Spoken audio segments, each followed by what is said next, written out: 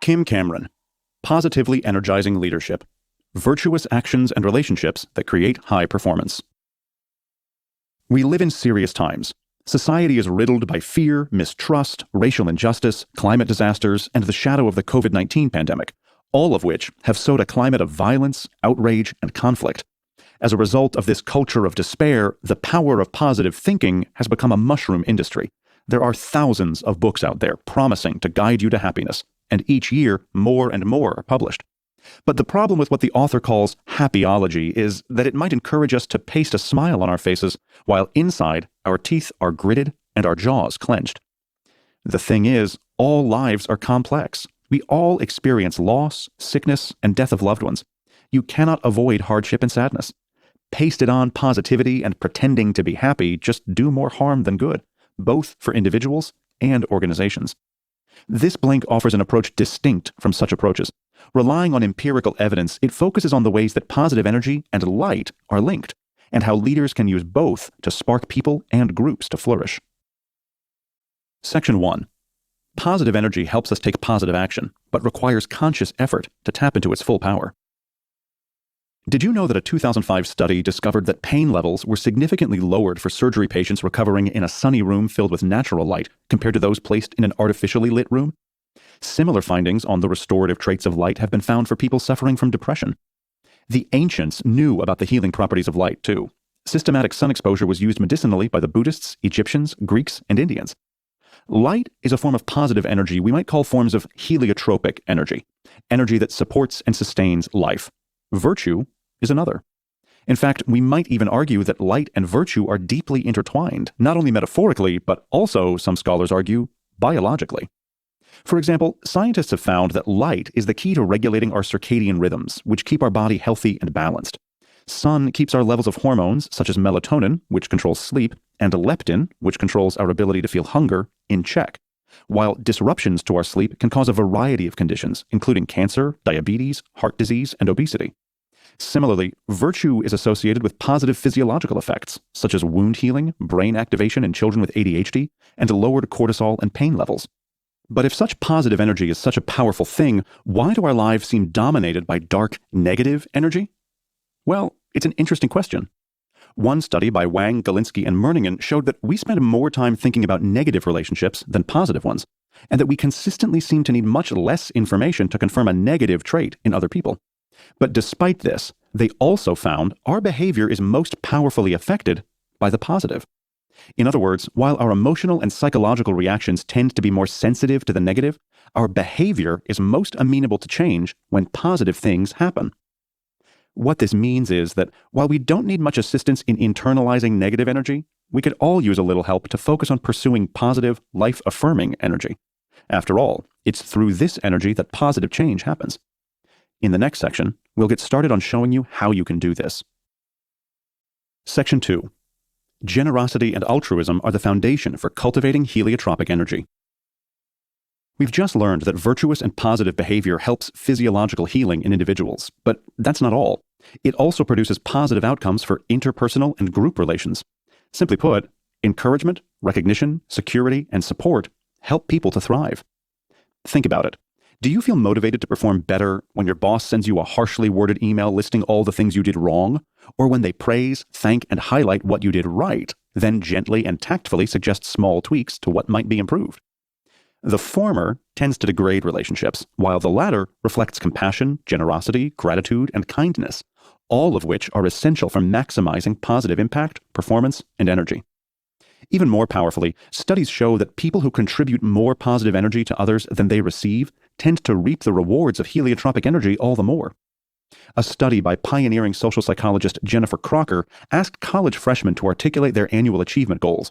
The goals were distinguished between those that were achievement-oriented, such as getting high grades or being popular, and contribution-oriented, such as helping to make a difference.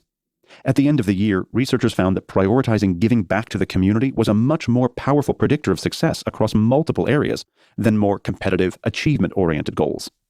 Another study compared two groups of older patients with high blood pressure. One group was instructed to spend $40 a week on other people through gifts or charity, and the other was instructed to spend the money on themselves. 2 years later, the researchers found that the blood pressure of the first group, the ones spending money on others, had reduced much more than that of the group spending money on themselves. What's even more amazing is it reduced to a degree matching the effects of medication and prescribed therapies such as physical exercise. A similar study found that older adults contributing to others were able to reduce their mortality risk by a whopping 47%. So how can we apply this awesome power to our daily and professional lives? Let's take the real-life example of a parent who had a young daughter who hated going to school. Each morning, she would cry and grip onto her mother's leg, begging her not to go. The daughter's teacher suggested to the mom that she ask her daughter to tell her the best thing that had happened each day at school. Things got a little better, but the daughter still resisted going to school greatly. Then the mother decided to shift the question. She asked, "What's the best thing that you did for someone today?" This small shift made all the difference. Instead of throwing a tantrum before school each day, the daughter became excited to report on the positive impact she'd made that day. So what can leaders learn from this? Well, it's important to create opportunities for employees to mentor or coach others. Or an organization could ask an employee to lead a weekly staff meeting on a rotating basis and present on something they specialize in. This way, each week, employees can both learn something new and get the chance to teach their craft and skill to others. By doing this, you'll cultivate heliotropic energy and you'll grow the strength, happiness, and skills of your team. Section 3. Integrity plus sacrifice equals trust. In 2020, as nation after nation closed up to avoid COVID-19, one country managed to avoid full lockdown. Many have argued that Sweden managed to avoid a complete lockdown because of its culture of high trust in institutions and civic society. Evidence from other countries would bear this out. In the US, by contrast, where rates of COVID deaths were astronomically high, levels of trust are astonishingly low.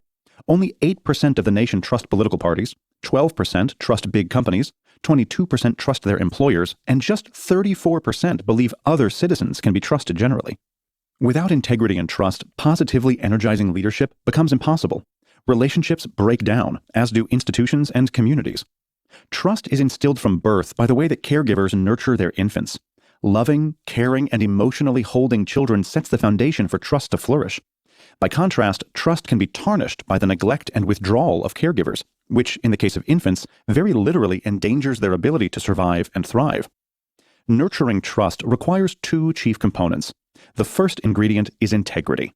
Integrity is not simply honesty, but also the development of consistent patterns of transparency, accountability, and reliability. Think of a leader who not only speaks with honesty, but also practices what she preaches. For example, she shares potentially dangerous insights into the organization's finances, risks, or mistakes openly with the team. The second ingredient for trust is sacrifice. In this context, sacrifice is when individuals give up something desirable or an easy option for the good of another. A good way to think about sacrifice and trust is through the metaphor of an emotional bank account. Let's imagine acts of kindness, like careful listening or expressions of love and gratitude, as deposits. On the other hand, violations of expectations, lack of courteousness, or criticism can be thought of as withdrawals. In trusting relationships, both parties consistently and regularly deposit emotional energy into the account. Even if it's costly or inconvenient to do so, there are more deposits than withdrawals. You can apply this metaphor across personal and professional life. Try making a conscious decision to make more deposits than withdrawals in the relationships most important to you and see what happens. Your life just might change. Section 4. What to do with someone who exudes negative energy. Remember those terrifying wraith-like creatures called Dementors from Harry Potter? One of the Hogwarts professors describes them as among the foulest creatures that walk this earth. They infest the darkest, filthiest places. They glory in decay and despair. They drain peace, hope, and happiness out of the air around them. In the story, if you get too close to a Dementor, all your happy memories and feelings will be drained from you. You might know someone in your life or workplace who fits this description.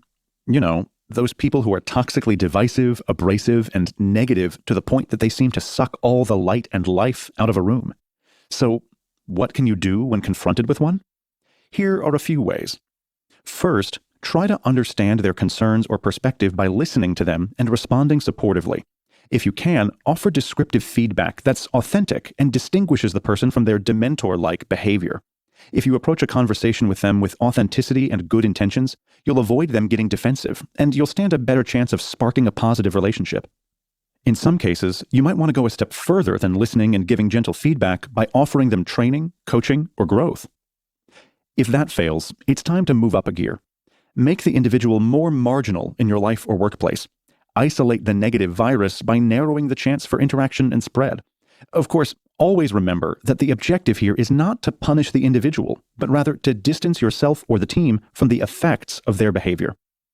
If things don't improve, the next stage is to terminate the relationship.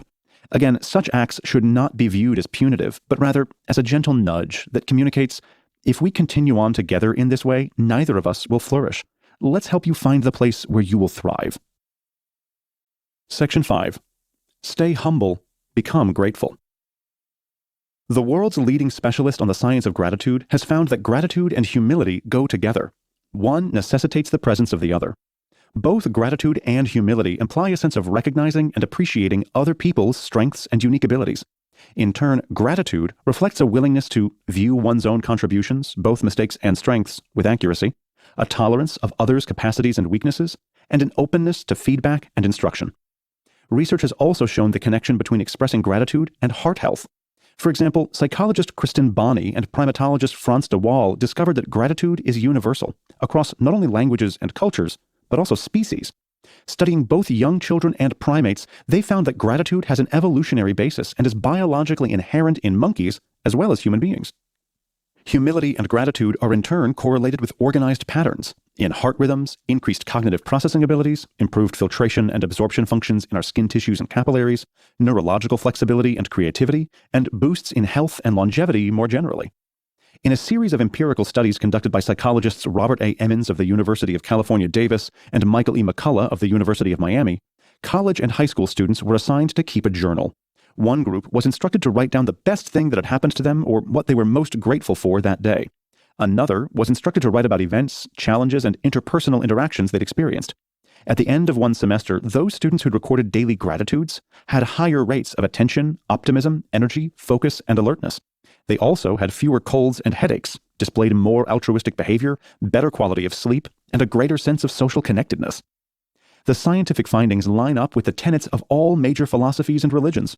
Hubristic pride, competitiveness, arrogance, and self-centeredness are condemned across the board. Humility and acknowledgement of mistakes are universally praised as virtue. How can we apply the benefits of gratitude, humility, and positive recognition to enhance positive relational energy in businesses? Try beginning your next staff meeting by giving each member 1 minute to share something that they feel celebratory about, and make it a habit to open gatherings with gratitude and good news. Some of you might have an instinctive allergic reaction to the suggestions outlined here. Maybe it feels too saccharine or touchy-feely for the culture of your organization, or irrelevant for the challenges your firm faces, or too expensive. Maybe you think the methods for producing positive energy feel absurdly delusional or a distraction from more serious matters. But the truth of the matter is, the research, we're talking a meta-analysis of 500 empirical studies, reports that positively energized organizations reflect augmented creativity, motivation, health, and self-regulation, and in turn, lower absenteeism and turnover. Mainstream press coverage and the positive practice trend may raise an eyebrow, but author Kim Cameron stands convinced that even the most challenging of circumstances can stand to be greatly boosted by the wide-ranging benefits of positively energizing leadership. Thanks so much for listening. If you can, please leave us a rating. You can find the Rate It button on your screen right now. We always appreciate your feedback. See you in the next Blink.